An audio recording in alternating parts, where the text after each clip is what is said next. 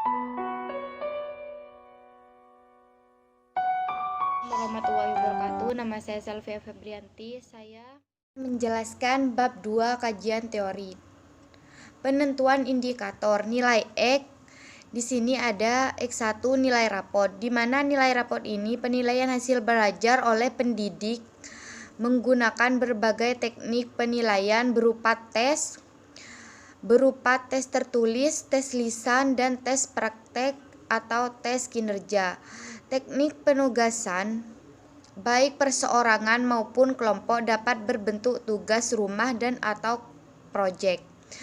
X2 prestasi. Indikator prestasi belajar pada prinsipnya dalam mengungkapkan hasil dalam pelajaran seorang siswa dilihat dari kondisi internal dan eksternal seperti kondisi psikologis yang dapat berubah karena adanya pengalaman dari proses belajar.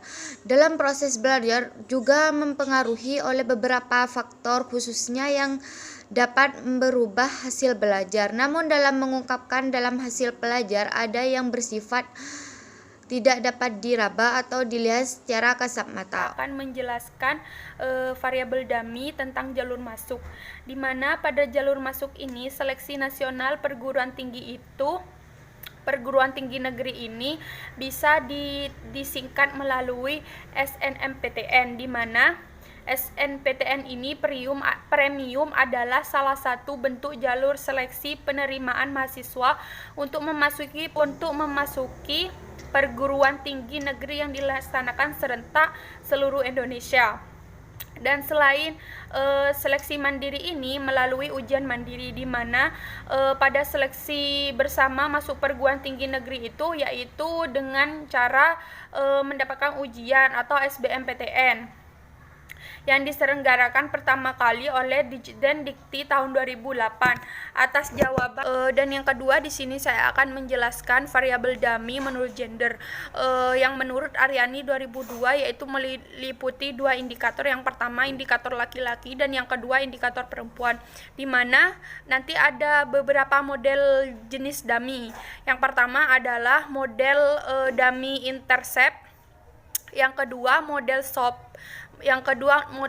dan yang ketiga model dummy intercept dan SOP.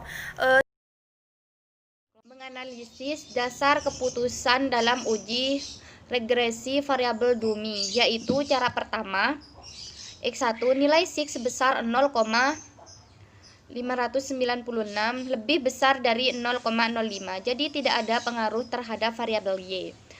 X2 nilai SIG sebesar 0,695 lebih dari 0,05, jadi tidak ada pengaruh dari X2 terhadap variabel Y. Interpretasi output. Output pertama variabel menjelaskan variabel penelitian. Output kedua model summary diketahui nilai X1 sebesar 1,812 dan X2 471 yang menunjukkan angka korelasi yang sangat kuat antara nilai rapot dan jenis kelamin. Input ketiga, di mana ANOVA digunakan untuk melihat derajat kebebasan atau DF pada saat mencari nilai T atau table. Output keempat, menunjukkan persamaan regresi nilai SIG dan nilai T atau hitung. Sekian dari saya, selebihnya akan dijelaskan oleh rekan-rekan saya. Sekian. Cara yang kedua hampir sama dengan cara yang pertama, namun ada penambahan, yaitu diperoleh nilai signifikan Y 0,372 lebih besar dari 0,5. Maka itu artinya ada pengaruh antara besarnya nilai rapot dengan jenis kelamin. Assalamualaikum warahmatullahi wabarakatuh. Perkenalkan, nama saya Fibrin Intias Muzaki. Di sini saya akan menjelaskan tentang pembahasan hipotesis 1, di mana pada pembahasan hipotesis 1 ini yaitu diajukan dalam penelitian adalah pengaruh langsung antara gender dengan nilai rapot, di mana hasil analisisnya disajikan pada tabel di bawah ini. Pada tabel di bawah ini berdasarkan hasil pengujiannya itu di atas terlihat nilai T sebesar 0,676, di mana dengan signifikan 0,505 lebih besar daripada nilai probabilitas 0,05 atau 0,05 maka HO ditolak dan HA itu diterima, artinya analisis nilai raport adalah signifikan. Jadi dapat disimpulkan bahwasanya gender itu sangat berpengaruh langsung terhadap nilai raport di IAIN Madura. Besarannya koefisien determinan ini atau R-square ini sebesar 0,014, di mana koefisiennya ini determinasi sebesar 0,014 ini menunjukkan besarannya kontribusi variabel gender nilai raport sebesar 0,14%. Maka sedangkan sisanya itu merupakan kontribusi dari variabel YN dari variabel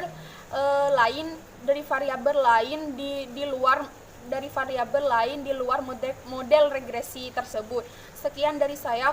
Nama saya Adida Tusada. Diajukan dalam penelitian ini adalah terdapat pengaruh tidak langsung terhadap gender, motivasi memilih jalur masuk. Hasil analisis disajikan pada tabel berikut ini. Di sini dependent variable Y berdasarkan di atas terlihat nilai T sebesar 3,143 dengan signifikasi 0,00. Kemudian nilai signifikasi 0,004 lebih besar daripada nilai probabilitas 0,05.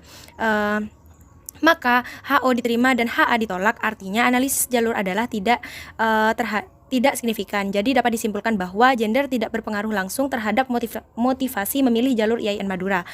Besarnya koefisien determinasi square sebesar 0,035. Koefisien determinasi sebesar 0,004 menunjukkan besarnya kontribusi variabel gender terhadap motivasi memilih jalur masuk 3%, sedangkan sisanya merupakan kontribusi dari variabel lain di luar model regresi ini.